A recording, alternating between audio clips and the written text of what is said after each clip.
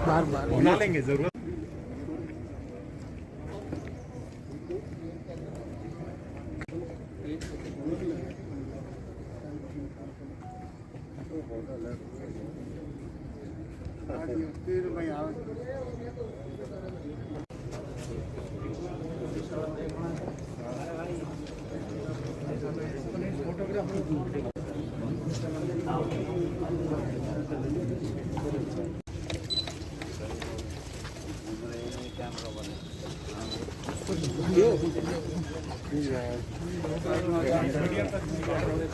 बार बार बना लेंगे जरूरत। मेरे ख्याल 1 महीने के अंदर काफ़ी फ़र्क दिखाई देगा, क्योंकि अभी जब से पिछले 2 महीने से जब हमने इन चीज़ों को देखना शुरू किया है, जो लंबे समय से मुकदमे पेंडिंग थे हमारा, क्योंकि पुलिस मुख्यालय स्तर पर ये रोज़मर्रा के कामों पर तो ध्यान नहीं रहता है, लेकिन 1 साल से ऊपर के नॉर्मल केसेस और 2 साल से ऊपर जो हमारे SC ST और महिलाओं से संबंधित केसेस हैं, उनके निस्तारण पर जोर दिया जा रहा है। क्योंकि महिलाओं वाले अपराध व वीकर सेक्शन वाले अपराध, उसमें कानूनी बाध्यता है कि हमें उनका 2 महीने के अंदर निस्तारण करना चाहिए। तो इसलिए उनको बेवजह पेंडिंग रखना कानून की दृष्टि से भी गलत है और एक वो न्याय की दृष्टि से भी गलत है। उनको जल्दी से जल्दी निस्तारण किया जाएगा ताकि परिवादी को न्याय मिल सके।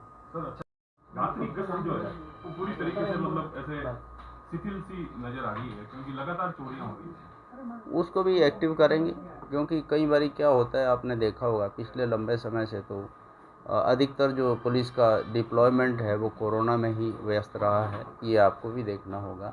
अब थोड़ा सा समय मिला था, फिर दोबारा जैसे कोरोना वापस ऐसा लगता है वापस आ रहा है, तो आदमियों की उपलब्धता को देखते हुए इसमें भी हम प्रयास करेंगे कि रात्रिगत अच्छी हो और चोरियों पे, संपत्ति संबंधी अपराधों पे अंकुश लग सके। सर समय के साथ अपराधियों ने अपना ट्रेंड बदल दिया है, ऑनलाइन फ्रॉड काफ़ी हो रहे हैं। साइबर यूनिट यहाँ पर है, हमारे सभी डिविजनल हेडक्वार्टर पर एक साइबर यूनिट पहले से ही सैंक्शन है, लेकिन उसकी स्ट्रेंथ जो है बहुत मिनिमम सी है, 7 लोगों की है वो। लेकिन अब जो प्रस्ताव किया गया है, इन सभी साइबर यूनिट को थाना में कैसे कन्वर्ट किया जाए, इसके लिए राज्य सरकार से चर्चा की जाएगी और इनको जल्दी ही अपग्रेड कराकर थाने बनवाए जाने की कोशिश करेंगे। सरकार की तरफ से जो भी पुलिसकर्मी है उनके कल्याण का हमेशा ध्यान रखा जाता है, चाहे वो अपने उनके इंश्योरेंस की बात हो, चाहे ड्यूटी के दौरान अगर कोई हादसा हो जाता है उसके अलग से पैकेज की बात हो। और अभी आपने देखा होगा कि राज्य सरकार की ओर से उनको रोडवेज बसों में भी पास की सुविधा उपलब्ध कराई गई है। इसके साथ साथ हमारे जितने पुलिसकर्मी हैं उनके अगर मेधावी बच्चे हैं उनको छात्रवृत्ति का भी एक प्रावधान है हमारे यहाँ, सबको मिलता है। और जो इंजीनियरिंग मैनेजमेंट की जो स्कूल हैं उनमें पढ़ाई करने के लिए अलग से उनको स्कॉलरशिप उनके बच्चों के लिए दिया जाता है। कुछ दौरा ही नहीं है, देखो हमारा 1,10,000 की फोर्स है हमारी, उसमें सभी तरह के लोग होते हैं, लेकिन जितने भी अनुशासनहीन लोग हैं, जिसने भी जो भी घटना की है, अपराध कारित किया है, उनके विरुद्ध तुरंत कार्रवाई की गई है। और अभी आपने देखा होगा कि डिप्टी SP स्तर के व्यक्ति को भी, अधिकारी को भी राज्य सरकार द्वारा सीधा ही बर्खास्त किया गया है। इसी तरह जो खेड़ली में सब इंस्पेक्टर के विरुद्ध अपराध पंजीबद्ध हुआ था उसको भी हमने समरली डिसमिस किया है। जो भी हमारा पुलिसकर्मी अनुशासनहीनता में लिप्त होगा या आपराधिक गतिविधियों में लिप्त पाया जाएगा उसके विरुद्ध सख्त कार्रवाई की जाएगी और की जा रही है। सर, आरपीएस कैलाश वोरा के बर्खास्तगी के बाद कहा गया कि इस पोस्ट पर महिला सेल में एडिशनल एसपी रैंक के अधिकारी लगाए जाएंगे, तो क्या अगर इस तरीके का क्राइम अगर एक एडीजी करता तो क्या डीजी लगाया जाएगा वहाँ पे? देखो ऐसा है, ये नहीं है। उसमें क्या था अभी तक, जो सिकाऊ है, जो special investigation unit crime against women, इसमें डिप्टी एसपी का पद सैंक्शन हुआ था 2019 में। अब चूंकि इसका रोल सुपरविज़न का है, तो दूसरे जो अधिकारी हैं हमारे, जो डिप्टी एसपी सर्कल में, वो इन्वेस्टिगेशन करते हैं, चाहे वो SC ST का हो, चाहे महिलाओं का है। तो सुपरविज़न का जो रैंक है वो तो एक उससे ऊपर होना चाहिए। ये बात जैसे ही ध्यान में आई तो वहाँ पर डिप्टी की जगह एडिशनल एसपी किया गया। सर, रेंज में कई जिले हैं जहाँ महिला थानों में SHO पुरुष है, तो किस तरीके से महिला अपना प्रॉब्लम बता पाएगी? जैसे ही महिलाओं की उपलब्धता हमारी बढ़ेगी तो हम उसमें वो SHO भी महिलाएं कर देंगे। अभी उपलब्धता कम होने की वजह से ये दिक्कत है। सर, नफरी की भी कमी है, उसको लेकर काफ़ी परेशानी रहती है हर थानों में वगैरह। देखो नफरी तो हमेशा छोटी मोटी कमी रहेगी। सरकार हमेशा पुलिस को उनकी ज़रूरत के हिसाब से और सभी विभागों को देखते हुए फिर भी पुलिस को और ज़्यादा मिलता है, इसमें कोई दो राय नहीं है, क्योंकि हमारा काम ही ऐसा है। अब जनसंख्या भी बढ़ रही है, शहरीकरण भी बढ़ रहा है, और जो अपनी सड़कों की चौड़ाई लंबाई, वाहनों की संख्या सब बढ़ रही है, तो इनसे पुलिस की रिक्वायरमेंट भी बढ़ती है।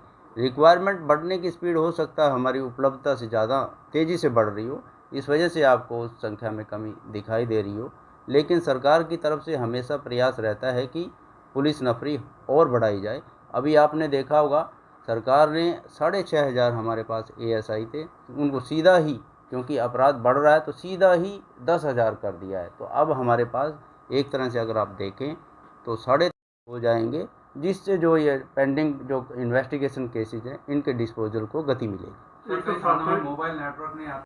नेटवर्क की आप बात कर रहे हैं, हमारा अपना हाँ पैरेलल हमारा वायरलेस का नेटवर्क है, और जहाँ कहीं भी डार्क एरिया होता है वहाँ हमारे रिपीटर लगाए जाते हैं, और ये प्रयास लगातार चलता रहता है। सर, साप्ताहिक अवकाश की बात हुई थी पुलिस कर्मियों की, एक कई जो पूर्व आपके पुलिसकर्मी हैं उन्होंने आज आपसे मिलेंगे कि कोई वेतन कटौती भी उनसे वापस हो रही, किस तरह से आप उनकी जो समस्या है? देखो साप्ताहिक अवकाश की जो आप बात कर रहे हैं, हमारे यहाँ मैं आपको बता देना चाहता हूँ, हमारे क्योंकि ये 24 घंटे और 12 महीने ड्यूटी की बात आती है, इसमें कोई दो राय नहीं, हार्ड ड्यूटी है। तो उसको देखते हुए राज्य सरकार द्वारा पुलिस कर्मियों को 12 महीने की जगह 13 महीने की तनख्वाह दी जाती है। ये आपको शायद पॉइंट ध्यान होगा। इसी तरह जो सिविलियन को 15 CL मिलती हैं, हमारे पुलिसकर्मी को 25 मिलती हैं।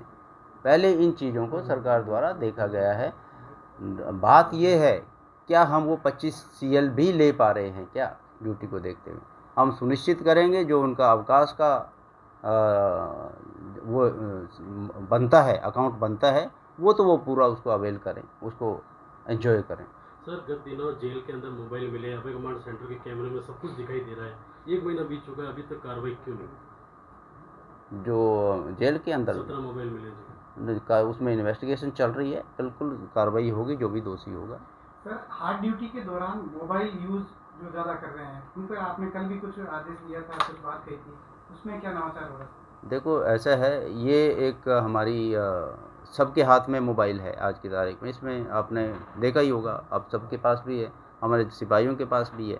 तो उसमें यही है, जो हमारी कुछ एक ड्यूटीज़ हैं, चाहे वो ट्रैफिक ड्यूटी है, चाहे वो बंदोबस्त की ड्यूटी है, या वैसे ही अगर आपका एक शिफ्ट के हिसाब से ड्यूटी लगा हुआ है, उसमें यही पालना करने के लिए बोला गया है कि प्रभारी अधिकारी के पास मोबाइल होना चाहिए, बाकी के पास नहीं होना चाहिए, क्योंकि इससे ध्यान डाइवर्ट होता है और जिस ड्यूटी के लिए उसको लगाया गया है वो उसमें कुछ गड़बड़ होने की संभावना बढ़ जाती है। सर, एक चीज़ ध्यान नजर आती है कि जो किसी जाति बहुल का किसी तो एक घटना हुई थी जामा में, हालांकि उनको हटा दिया था, 5 एक जाति के लोग थे जिन्होंने दलित के साथ जो घटना की थी, तो इस तरह का बैलेंसिंग को लेकर कुछ? देखो इन सब चीज़ों का ध्यान रखा जाता है कि एक समावेशी डिप्लॉयमेंट हो।